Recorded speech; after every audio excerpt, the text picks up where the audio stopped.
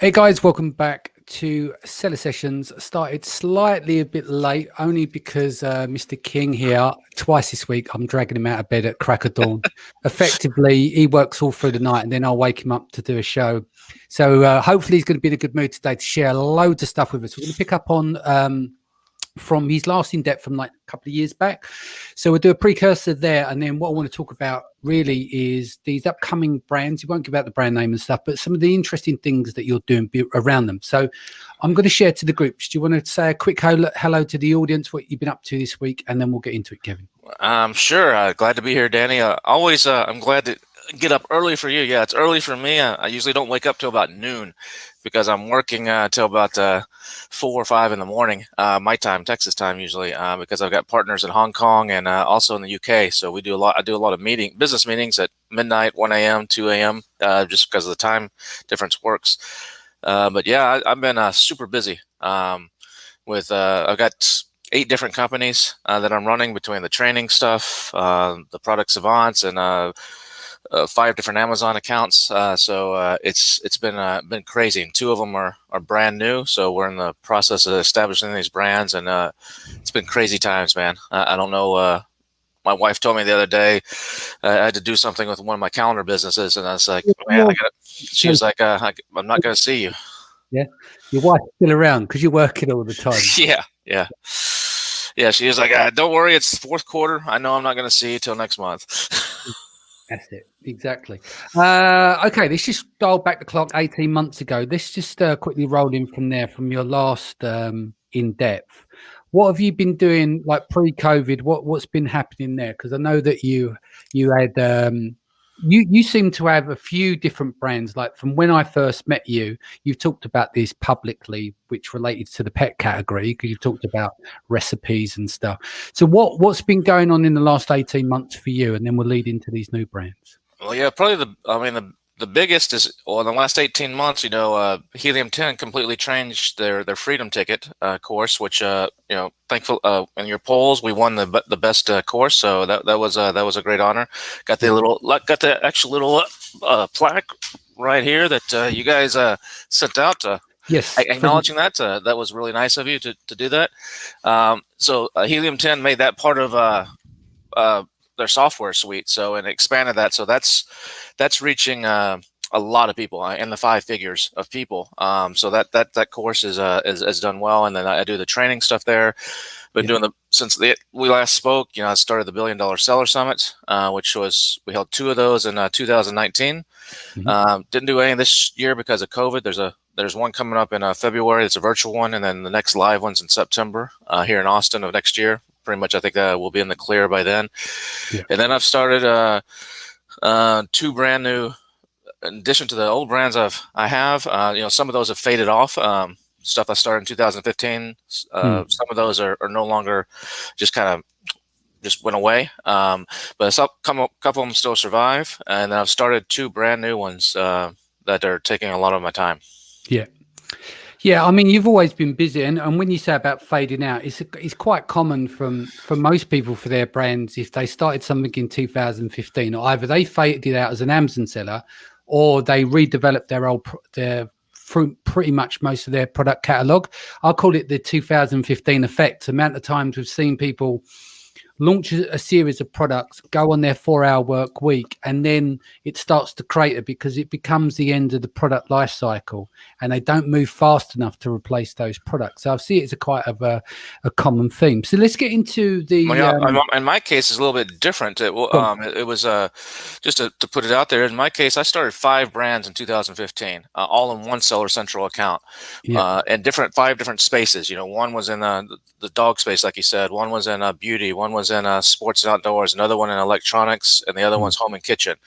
And 2 of those, I kind of after about a year said, I'm gonna put my energy in these other 3 because they're doing the best, and they were doing well. And then I overextended myself on capital. I had to take out some loans and stuff, and so it got to the point where it was just not making sense anymore to continue those. So I actually discontinued two more of them. One of them still running, and I focused on that. And then I got real busy with traveling and speaking and the training stuff, so I kept the one going, and then it's still going to this day, and got rid of the rest. And then I had these opportunities that came up that we'll talk about probably here in a second. Yeah. With these two new ones that can take everything that I learned from those. I treat the first ones. The first stuff is like the training wheels, and learn the system and learned everything. And now we're implementing that on a major scale. One of these brands we started with over a 7-figure investment.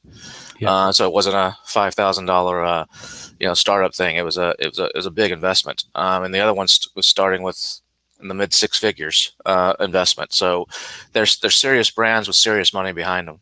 Yeah. Excellent. So where do you want to start with these? Which one do you want to kick off with?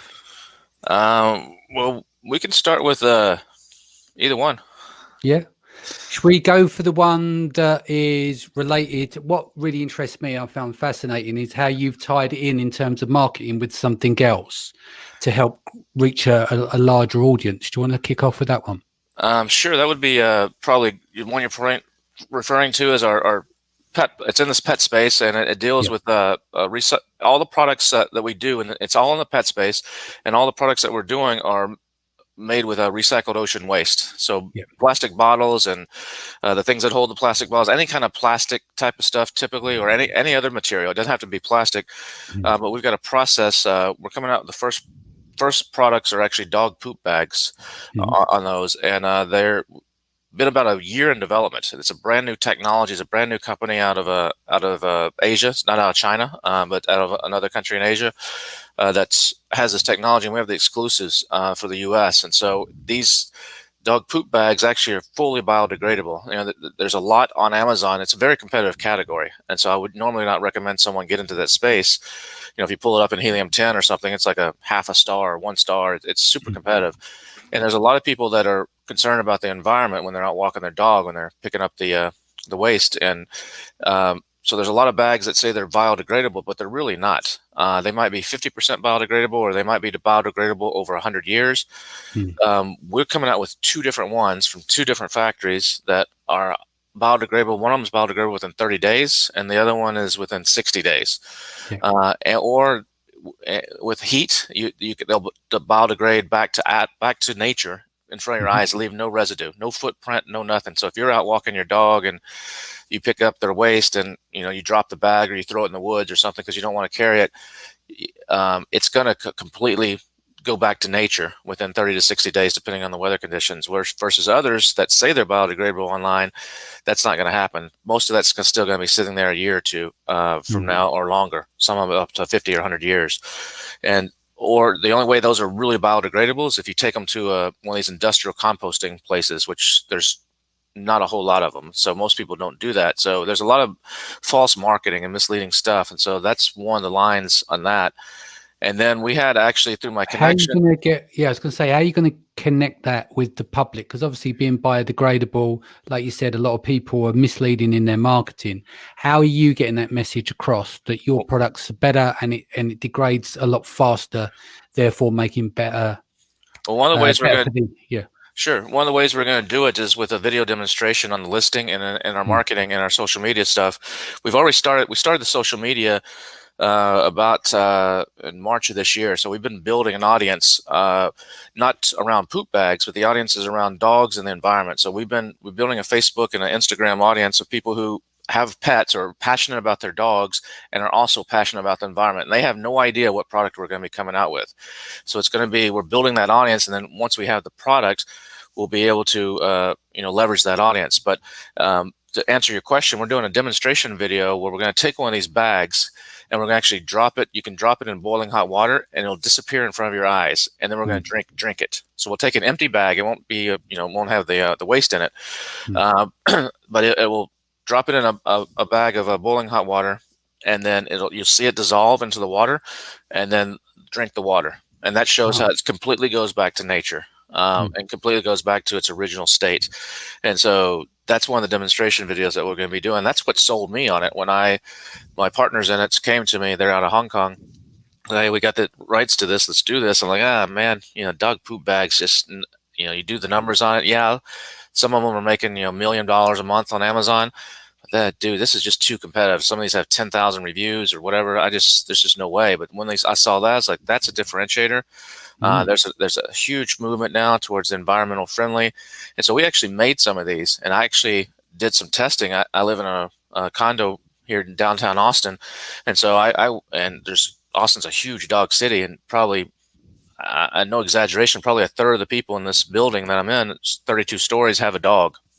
And so I just sat down in the lobby one day last spring, or before COVID, all this COVID stuff started, and just as people walked in and out with their dog, asked them questions. We had different sizes of the bag, different textures, and just did some little market research. And, what would you pay for this? These are going to be a little bit more expensive, and got some really good feedback. And then we incorporated some of that into what we're doing.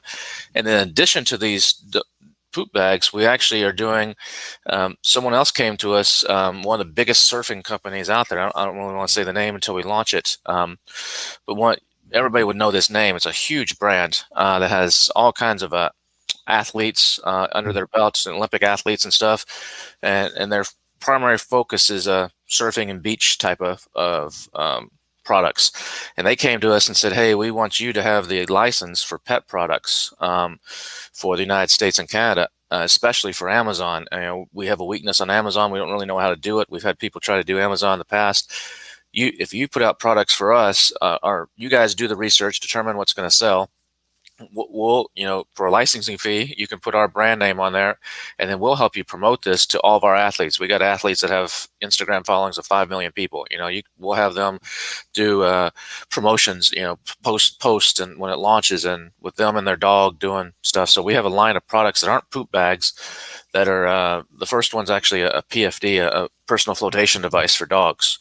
That we're doing under this brand. And then they also already have all the connections for all the big retail stores, the Macy's, the Nordstroms, the Pets places. So we don't have to establish those relationships. They've already got shelf space. So we should be able to actually, in addition to Amazon, come right in and put these straight on the, assuming the brand, the stores want them, but put them straight onto the shelves. So it's going to be we're really excited about that. The first, we just got the prototypes in on that, and it's a really cool product. I've been testing it here.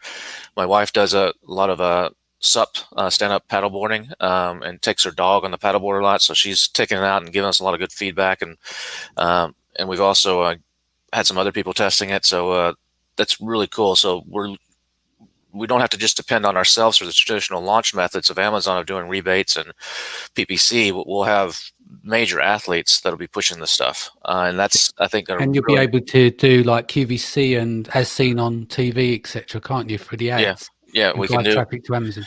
We can do a lot of that kind of stuff, or it's available in all these retail stores. And so Amazon is a component that a lot of these big brands, they don't know how to do Amazon. Or they'll hire somebody that's a college graduate, and they're making $50,000 a year, and that's their Amazon person, or it's just send a feed into Amazon, and they don't know what they're doing. So that's the major draw of why they came to us. It's like, look, we really want to increase our Amazon presence, and you guys seem to know how to do that, and so that's what we're going to do. And so the products that we're picking, we're basing it on, can we sell this that are going to be co-branded with them? Can we sell this even if it didn't have their brand? So their brand should be the icing on the cake. So when I look at the numbers, it's like, okay, this makes sense whether it's their brand or somebody else's brand, or no brand, or my brand. Let's go forward with it, and then everything that they do will be just gravy. Yeah. No, it sounds great. And whereabouts are you in the process in terms of any of the products launch, or are you just purely in the zone at the moment? No, they're all in production right now. The dog poop bags, we just got the first samples in. Actually in the box and everything. It's a nice box. The PFD, the life jacket, we just got the 4 different prototypes in 4 different sizes, like 3 weeks ago. So we're making a couple of little changes. So all this stuff will be, we've been working on it. The deal with the investors closed in March of 2020, so 9 months ago, and we still aren't to market. The first product will come out in February. So that's how long it takes to do things right. when you Well, it's have, on a different plane, isn't it? We're yeah, not talking about just going over to China, ordering something from the factory, making the small changes for the point of differentiation. This is like full-on development from startup phase into a product that's going into the eh, stores. It's going to have relationships with terms of social influence, and you've got athletes, etc. It's a yeah. lot of work to put that stuff together, isn't it? So, It is. It's a lot of work and takes a lot of time. And like with the poop bags, it's a new technology, so it doesn't mm, exist. So we're the first ones to come out with it. yeah, And then what our factory, we look at the number. One of the delays on this is one of our factories. They're actually in Malaysia. um, they they had to buy the machinery to actually make the poop bags. The machines, and they didn't want to buy these machines unless we committed to a certain amount. And mm, we're looking at the numbers like we don't know if this is going to work. This is a brand new thing. No one's ever done this. Maybe it's a cool product, and maybe when we put it out there with the video of it dissolving and us drinking it, maybe nobody buys it. Maybe people are like, it's too expensive, or I don't really care. And we can't commit to 50 million of these bags or something when we don't know yet. So we had to go back and forth with the equipment, and then we were like, you know what, we're not going to spend $80,000 on this equipment. Why don't we do it a different way? So we re-engineered, had to redo the packaging, had to redo everything the way it's on the rolls and the whole 9 yards. So that we can, and in the end, it's a better product as a result. mm, So those are some of the things that just take time. yeah. So alongside that, as you said, you're juggling multiple businesses. Should we talk about the other business that you got? Sure. Yeah, the other one is one that won probably back in March, April, February, March timeframe. Almost everybody thought about getting into. Yeah. It's in the PPE space. Mm. So back, a lot of people that come on your pocket. Brandon, was doing PPE. You probably know a lot Yeah. of people that were doing Steve PPE. Simonson had they bought companies and stuff. Yeah, So, Steve, and there's a bunch of people. mm, So we did back in it's the same guy, same general partners as the other business, but they came to me in March and said, "Hey, we got a source. This is early March. We got a source in India that can make hand sanitizer. mm, What do you think about that? We can send some over to you, and we can test it out." And I'm like, "Dude, hand sanitizer? I mean, are you kidding me? This is like the next fidget spinner. yeah. This is the next hoverboard or whatever. Just Mm, I looked at the numbers like, just no way, man. That's just alcohol and water. There's just no way to compete. It's going to get crazy. I definitely didn't want to do masks or any of that stuff because I knew that would get really crazy. But they were pushing me. Well, we got like 20,000 extra here. I said, well, I don't know all the rules for hand sanitizer. You probably have to have FDA regulation and all this stuff. So is this company FDA regulated? So they looked into it and like, no, not in the United States. There's a FDA of India. I said, well, I don't think that's going to cut it. I didn't know a lot about all the rules and regulations of this stuff. And so but I started looking at it on Amazon. It's like, oh, you know what? Let me look at this. So I looked at what it was doing last year, like July of 2019. I pulled up all the helium-10 and reports and stuff. I was like, you know what? It was actually an okay product. So in a worst case scenario, non-pandemic time, it was selling a reasonable amount. It wasn't great, but it was a reasonable amount. So that's the worst case scenario, is something like that. And then things just started getting worse and worse here. We had the lockdowns, and we're like, all right, you know what? Screw it. Let's just do it. We had some investors that were eager to put money into it, and they said, we'll put a couple $100,000 into it. And we thought at the end of March that we'd be able to get this product out by the end of April. And we're going to fly it over. We had all these different sizes, and we changed to another factory that turned out to be FDA regulated out of China. And we were like, we're just going to make one size initially, those little small bottles, like 60 milliliters. I mean, yes, a little like 2 ounces, 60 milliliters, and put 3 of them in a box and send them over, and we'll fly them over and get them out by the end of April. Well, we didn't get them out until June. It mm, took that long we didn't know what we were dealing with. We were dealing with dangerous goods. There's all these regulations on flying. There was problems with getting space. There was all kinds of issues. So we made 100 and some thousand of these boxes of 3, and and in the meantime, we just as we're going, we decided to add another size to it, a 500 milliliter, which is 16.9 ounces in a set of 2. So those also came in June, and then we partnered with someone here in the United States who was like, look, this stuff made in China. Some people aren't going to want that. What if we made some stuff here in the U.S.? We're like, no, that's a great idea. Let's make something in the U.S. too. And at the time, a lot of these chemical plants and people that make stuff for flooring, for hardwood floors to clean them and whatever, were switching, or distilleries were switching to make hand sanitizer. So this guy knew somebody that was had a chemical plant in the Wisconsin area, and said, "Hey, he's got some people that are laid off. Let's put them back to work, and we'll make hand sanitizer." And that's a great idea.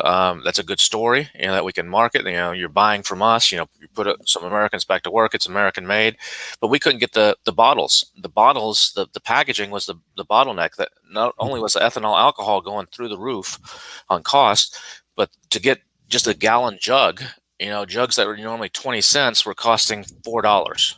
Just an empty jug. And if you could get them, and then we looked into buying the machine to make them, a $700,000 machine to make them. We finally found a source to get them, but it took like a month. And so we launched all this stuff in June, but at the same time, they're like, what about wipes? Everybody's doing hand sanitizer, but wipes are a little bit harder to do. Why don't we make some wipes in this U.S. factory too? But the only type of cloth we could get, all the cloth, all the material, everything was just virtually impossible to get. We found one guy that could make these big jumbo size, like not your normal little small hand wipes, but big, like 9 by 12 inches wipes instead of little 6 by 7 inch wipes. That's all we could get. And we'll put those in a big box. We couldn't even get the plastic to put them in. We had to put them in a big box inside a plastic bag. And we sold, it's 275 of them on a roll. So the big roll, and, it's going to sell for like $80, crazy number. And that's not price gouging. So we did that as well. But to back up one step, just to put this product out, a lot of people were just putting out stuff that just said sanitizer, putting a cross on it and putting out something as fast as they could. Like, if we're going to do this, we're going to build a brand, and we're going to do this to sell it. Even after the pandemic, who knows how long this pandemic thing is going to last, but we need to build something that we can take advantage of this craze right now where people are buying this stuff, and then hopefully come out the other end. Yeah, the sales may go down after the pandemic, but come out the other end with an audience, and that we can then leverage into other types of products, cleaning products, or other types of things. And then in a couple years or less, sell this to some huge company. So we were actually able on Amazon, let me back up. As part of that, we wanted to brand this. So we came up with this whole mascot thing. We had a Hollywood level costume made. We came up with a whole branding thing, a whole artistic side to it. So I don't really want to say the brand here. No, you don't have to say it, but it's a clever idea of, it will come out eventually. It'll come out eventually. But we're in the process of relaunching some stuff right now, so I don't want to just put it right out there. But so we created this whole branding around it. I mean, we started doing memes. We hired artists to do memes for social media. We spent like $6,000, $8,000 on this Hollywood level costume, that of the character. We have a character for the brand. We actually did a jingle. My wife's big into music, and she had some connections, and so we actually wrote a jingle that's a really catchy little song, and or using that in the videos, and using that in some radio stuff that's talks. It's pretty cool, and we did it in Spanish and English, so it's a full on deal. So we launched and we got into the COVID store. So to put this stuff up on Amazon, Amazon was just shutting these guys down left and right. Some people were sliding in by putting it in the toys category or putting it in odd categories. And a lot of times back in April, stuff was all the Perel in the U.S. The two big brands are Germex and Perel in the U.S. Those were reserved for what Amazon had called the COVID store. They had set up this special little store for businesses or section. It's mostly B2B, called the COVID store. And so Perel, because there's such a limited supply in Germex, they were all in the COVID store. And so on Amazon proper, you couldn't buy Perel or Germex. You could only buy these these brands most people never heard of. And a lot of it was Chinese stuff, and it was saying allow 3 to 6 weeks for shipment. And they were shipping directly from China. It was crazy. So we actually, I knew we could get shut down. So we applied for the COVID store. And within a couple of days, because of the branding, because we stood out in the logo and everything, one of the reps at Amazon gave us a call. What they had done is they'd taken some people from the hospitality business, hospitality, like the business development guys from hospitality who basically had nothing to do. Travel stuff was kind of dead with COVID. Moved them over to manage the COVID store. So when this top level guy at Amazon calls us and says, "Hey, I'll help you out here." So basically, I got my own rep at inside Amazon that has a high level for free. I didn't have to pay the $3,000 or $5,000 a month that could push things along. So as we would submit our ASINs, he would get them approved and get them through the system, the legal system, and everything, and be able to accelerate stuff and tell us, this is why the listing needs to have this. Or it turns out these products, there's a ton of regulations that most people either don't do or they skate by as long as they can. But with like wipes, for example, we had no idea about this in the United States. If you're selling a wipe, if you market it or if it says it's for the hands, it's controlled by the FDA. If it's for surfaces, so if it has the word like disinfecting in it, it's controlled by the EPA, which is a pesticide. It goes under a whole different set of regulations. To get EPA approval takes 8 months to a year and costs about $300,000. So we couldn't do that. So we had to market everything as hand wipes. And so certain keywords that were in the listing would constantly be getting flagged by Amazon. We had our wipes listing taken down 7 times. Even with a guy on the inside, we'd be in the middle of a product launch and down goes the listing for 2 days. He was able to. Do you think it was also to do with black hatters as well, trying to take care of the game? No, I think it was. No, I don't think we had. That would be an easy scapegoat to say, "Hey, this black hatters are people." But it's just the reason I say it because you are established in your field.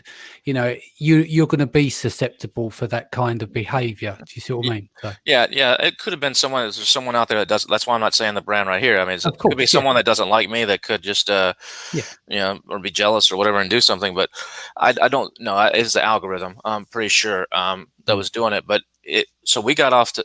What we did is the way we launched it is the stuff was still on the way here in June. And so I set up FBM listings. And what I did is like we had a 3PL, a special 3PL out of Seattle that was handling all this stuff for us.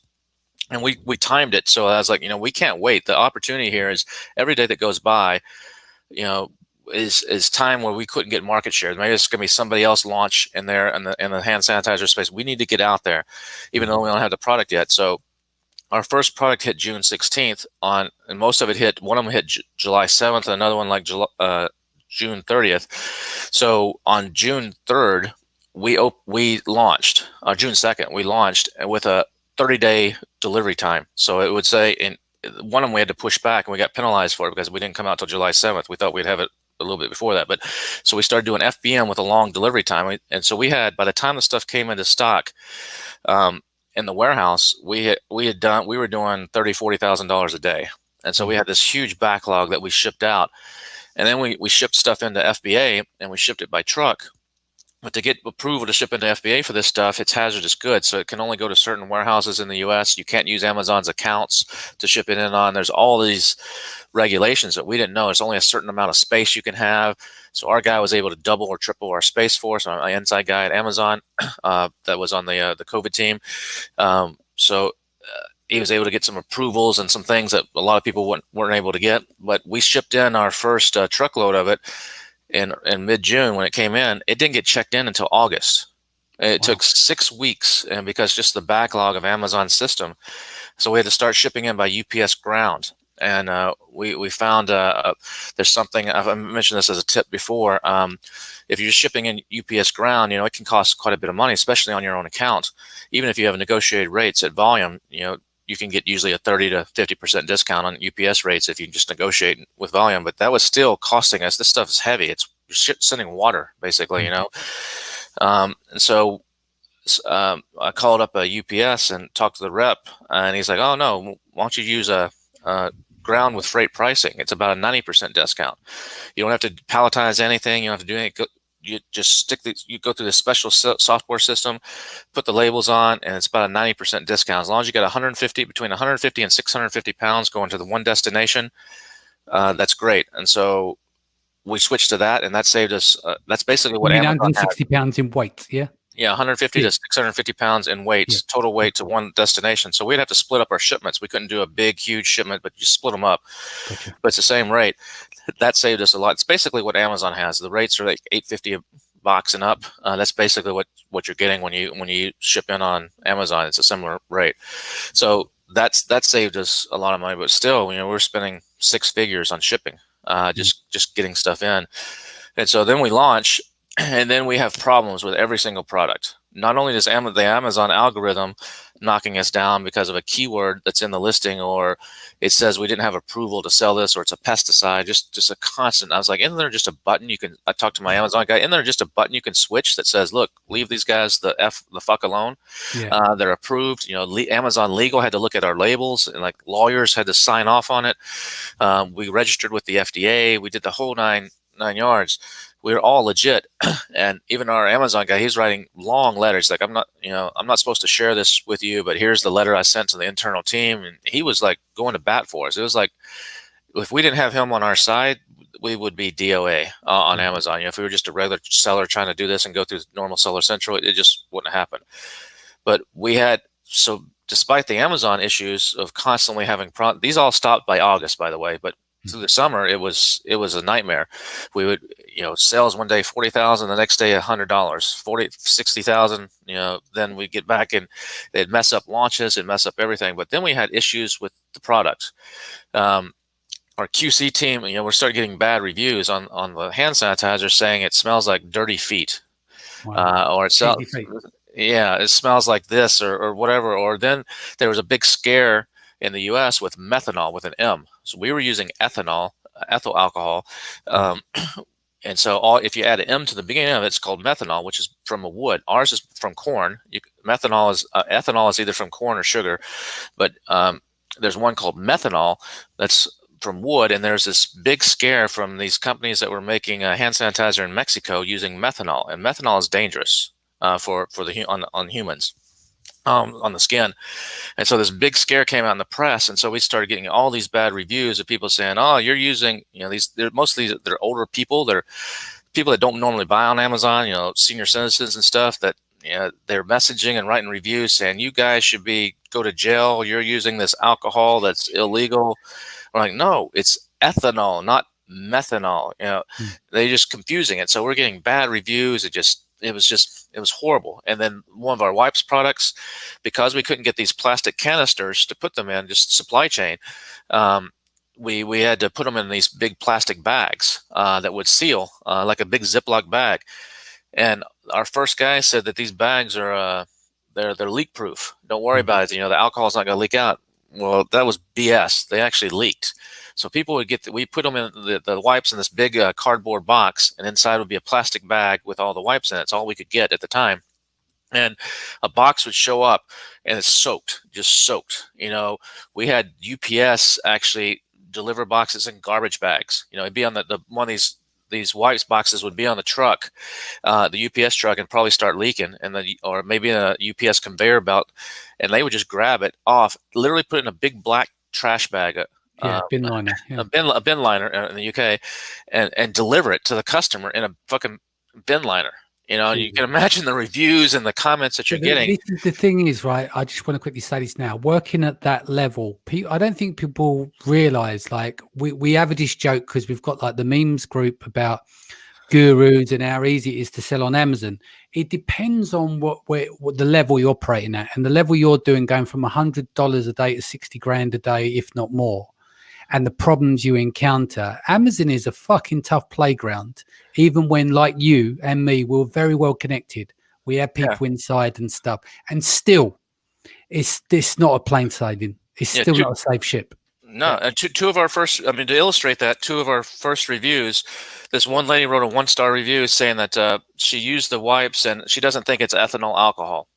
She thinks we're lying about the alcohol content. We have all the reports, all the factory reports, the third party reports, and she's like, and then we had someone else say, well, we use this. These are meant for the hands. They used it to wipe a surface, and it left some residue on the surface because they're not made for disinfecting on the surface.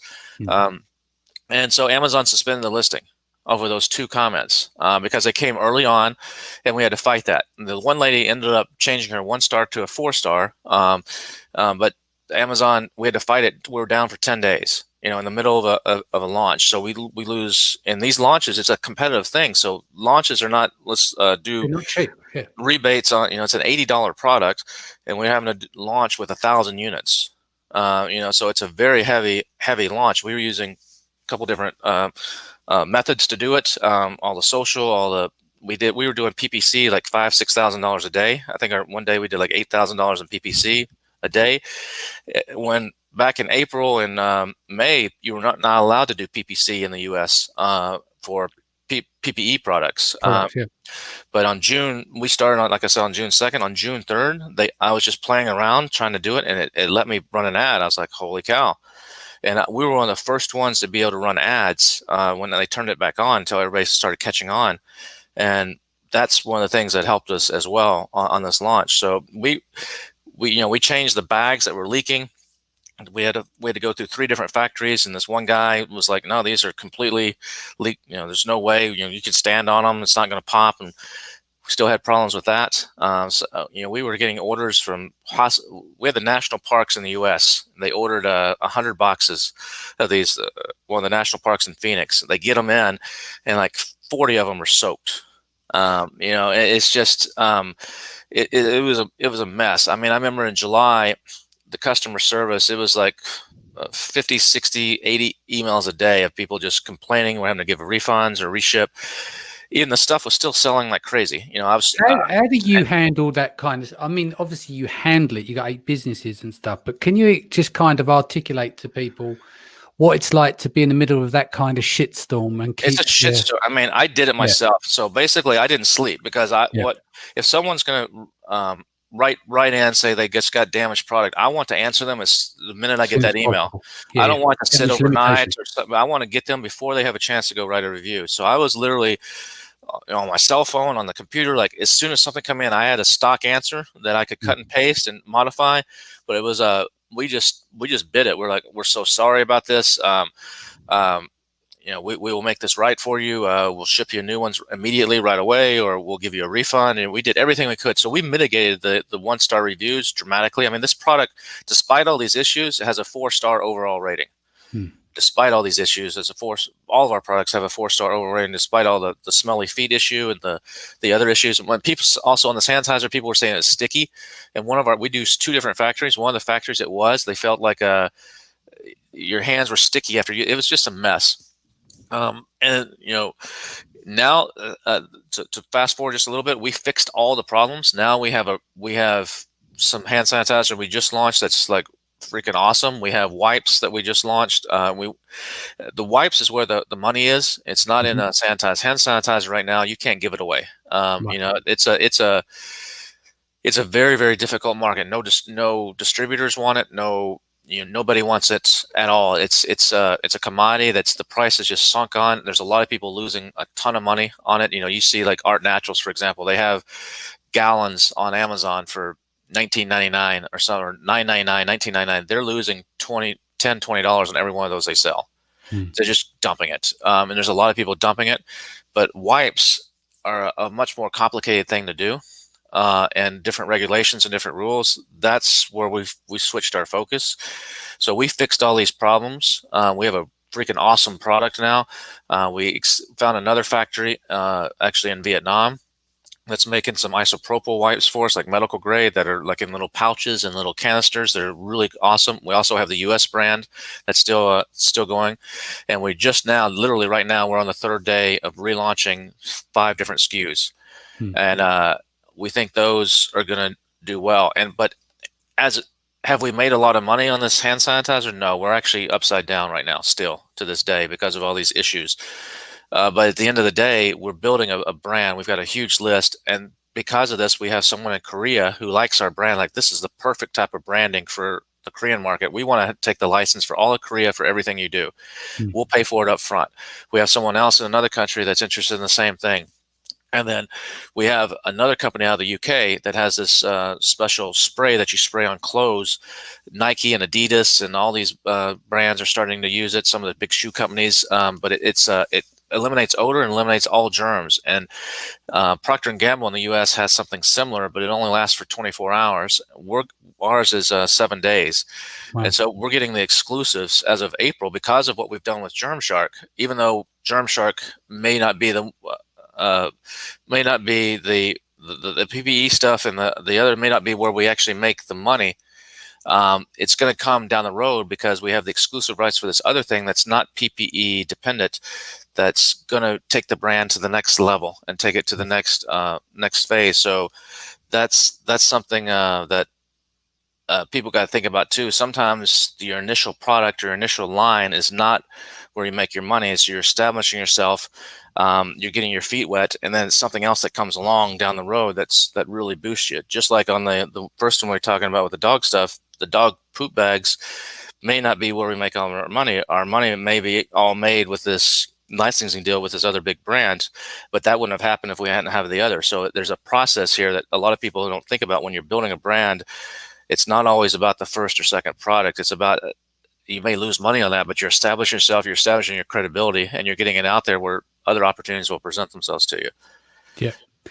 That's great. I mean, you've got a shit ton going on and problems with both of those brands. What else is going on? It's calendar season for you, isn't it, at the moment? Yeah, it's calendar season right now, so that's super busy too. And I'll tell you a little story on that one as well. Cool. You know, I've been doing calendars. You know, these are calendars you hang on the wall. You know, they're 12 by 12 inches. You fold out. I've been doing those for 25 years or something like that. We sell into calendars.com here in the U.S. We sell into some other small retail stuff and mail order catalogs, and we also sell on Amazon. And then we have our own list. I actually sent out a little flyer. Looks a little brochure. You know, it's just a little catalog that looks kind of like this. It's basically a folded up piece of paper, and we have we send out about 15,000 of those every year to a customer base that has been buying through the mail.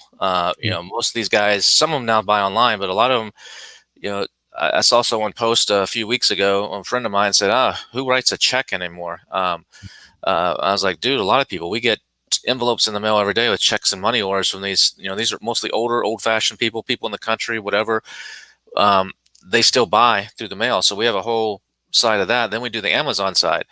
Well, the interesting story is, you know, sales are up this year just because Amazon's up in general. We put up our 5 calendars in July. You're not going to sell a lot of 2021 calendars in July, but it kind of gets the momentum going. We're there before everybody else. We kind of can ride that wave as people are searching for the keywords more and more and more, and we just stay at the top. One of my calendars is like number 75 in office products right now, or what? Well, you could go look at it. It's not going to be at 75 if you try to figure it out, but it was at 70. It was in the top 100. Competing against a lot of just desk calendars, you know, people that buy the little things as a desk mat to put on their keyboard or whatever. It's highly competitive space, and it's one of the top ones. Well, we have 4 other ones, and this one was doing really well. And I noticed over the Black Friday and Cyber Monday, you know, sales people are all saying, "How are your sales?" And I was like, "Our sales are better than normal," but I didn't see the 2x or 3x or 5x bump that, you know, you usually get over this period. I didn't really pay much attention to it because I was so busy with other stuff. But then end of last week, I started looking into it, and I was like, you know what? What's going on here? And Amazon was, you know, with the new inventory thing where they control how much inventory you can actually send in. They were telling me to send in 2 of them, but 3 of them, they were never saying to send them in. And the sales kept going up and up and up on the account. And so I started diving into it, and it turns out that 4 of the 5 had been put into another category. Amazon, someone complained, or the system dumped them into another category. They completely lost their BSR. So they had no BSR. They got stuck into the adult category. In the adult category on Amazon, you don't index. You can't even put, if you type in you type in the ASIN in the search bar, you still don't even come up. Yeah. The listing is there. So if you have a backdoor way to get to it, like from Seller Central, you click on the link, it'll pop up. But if you just go copy your ASIN, type in the search bar, it doesn't even come up. We were still selling though. So because we were on the frequently bought together for other calendars, our own and others. We were on the customers who viewed this also viewed that from like July and August and September. So we're still selling. But if you type in any of the main keywords, nothing came up. So we were losing. I calculated you probably lost, you know, over just over that weekend, at least 20 grand. And I was like, what the heck? So I contacted Amazon, said, hey, can you refresh the listing? They're like, yeah, sure, we'll refresh it. Nothing happened.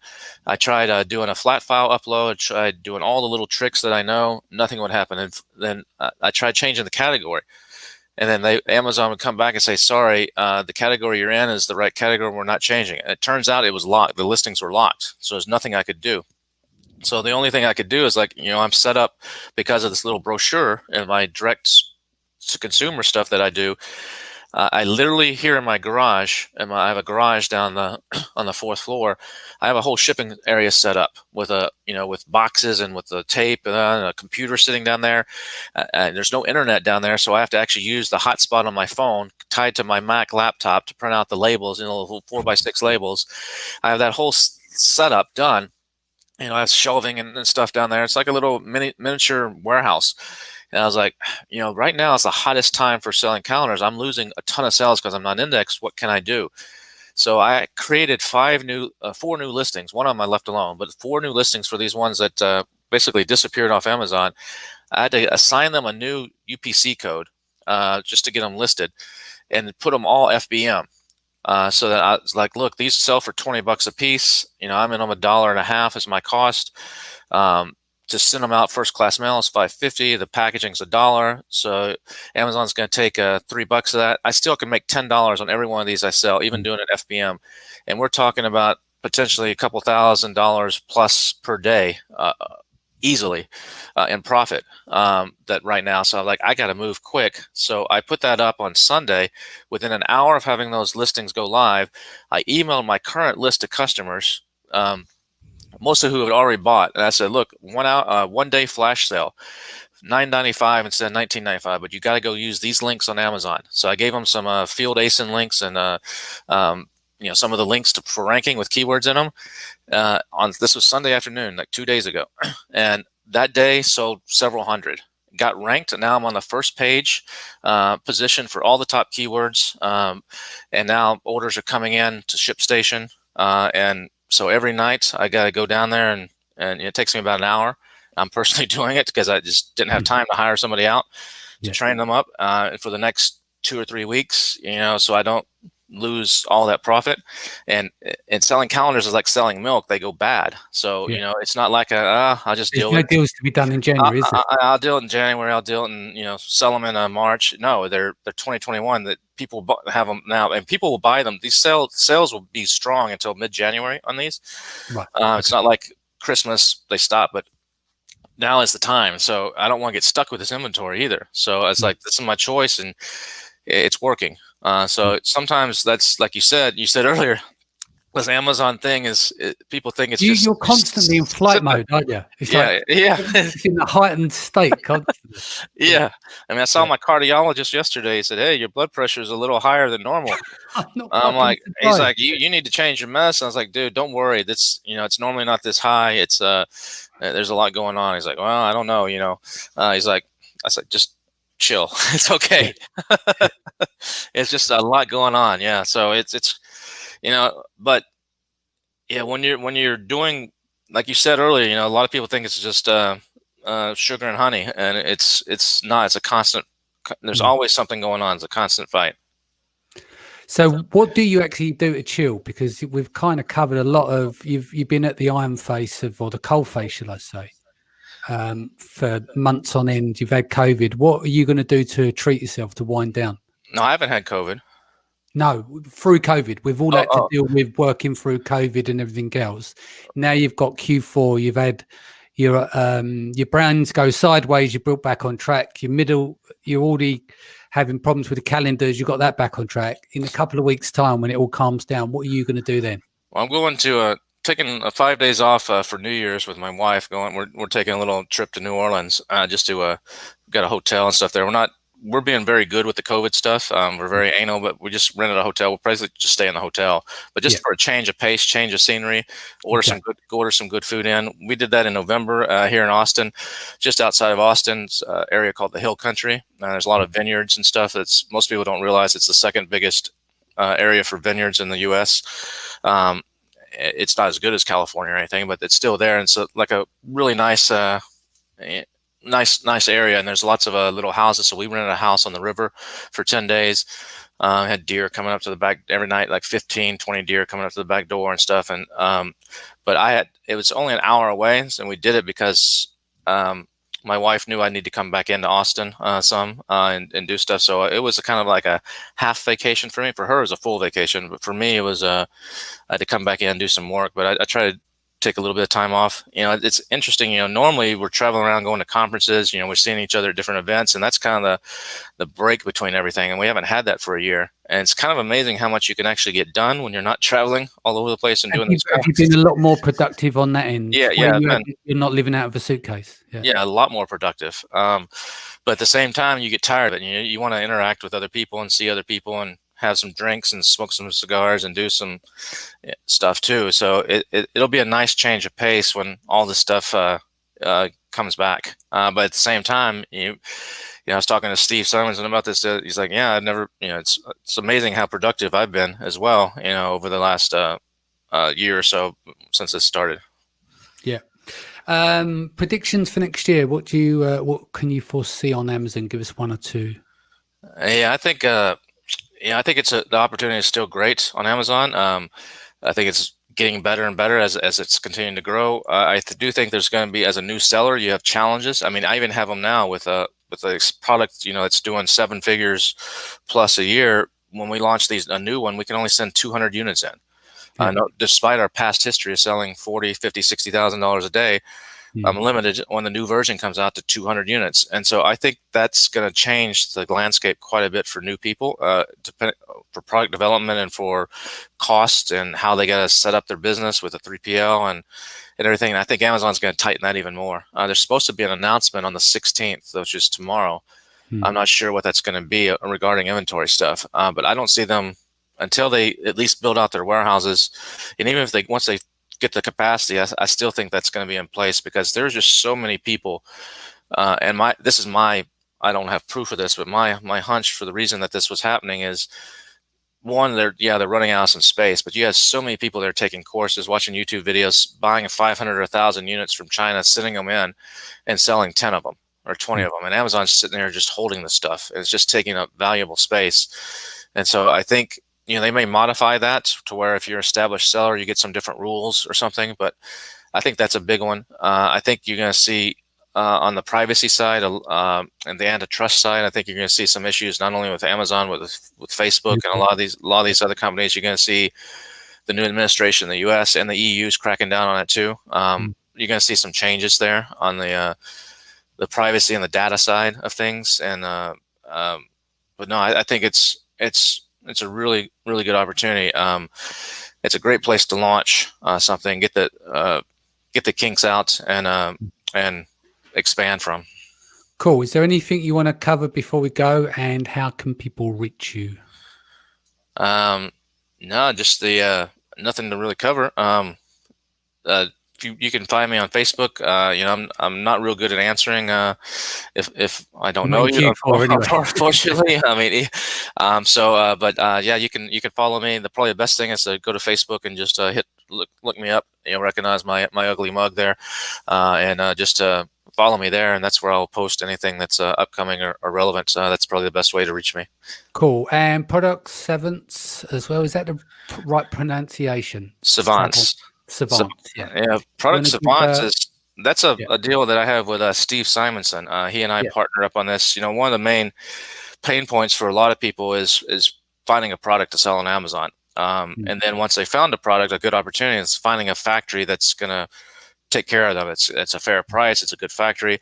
So what we're doing, there's several companies out there that will find a product for you. I think I think Titan's doing it now. I know the guys out of Florida, Quick Fast Hurry, do it, and there's several people that are doing this type of service. But Steve and I, the way we are doing it, is I'm pretty good at finding products, using the tools, and actually finding opportunities.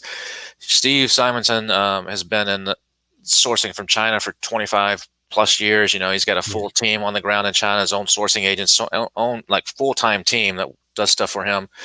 And so we're like, why don't we team up? I'll find opportunities on Amazon that maybe I don't want to do. Maybe they're great opportunities, but it's just in a different brand, or I don't have time to mess with it. I'll give them to Steve. He'll give them to his team. They'll source it, find the good factories. Then they come back to us with the information. Steve and I sit down. We take a look at it. Like, does it still make sense? If we weed out about 70% of them, like just the economics don't work, or the pricing doesn't work, or whatever, and they go to the side. And then the other 20-30% that make it through all the filters, we develop a full, like, 30-page report, with all the keywords, the factory information, the competitive landscape, the everything. It's like a full-on report, and then we make that available so someone can come in, and it's only for established sellers. So if you're a brand new seller, this is not for you. You need to have a track record. And but if you're an established seller and you're like looking for opportunities, you come in, you pay us a flat fee. We give you the report, and then it's up to you to take it from there and run with it. So we don't help you with the launch or the marketing or managing the account. We just take those two pain points out, and it's so far going very, very well. We have a lot of big sellers that are very happy with the stuff they're getting. And so we even have a deal now where you can buy the rights. So we have if you go to productsavants.com, you'll see there's different categories, and you can buy the rights to have the first look or the second look. So there's no big waiting in line or have to do a big webinar. So people buy the first right. If right, we give it to them. Here's a product in the automotive space, and someone has the first rights in automotive. They get the basic information. They don't see the full report, but they get the basic information. They don't know what the product is, but they just have all the metrics.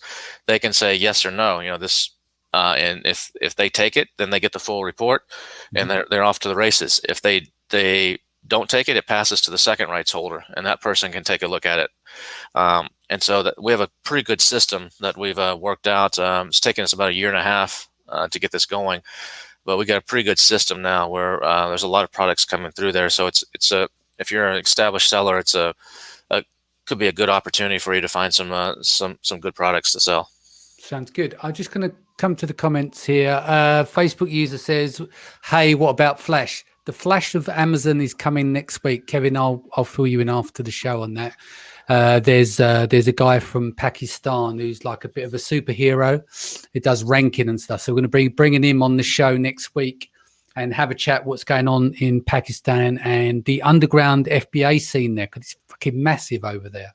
And just I think it'd be good to bring some of these cultures together and see what they're doing and what we can learn from. Frank says, "Hi, Kevin. I watched you on Helium 10 video. Great stuff. I want to start selling soon."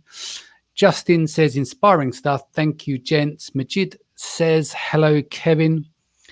Facebook user says, "I thought this is a memes group. We're always getting a bit of banter going here." And Wellington says, "Great show, Danny, as always. And thank you, Kevin."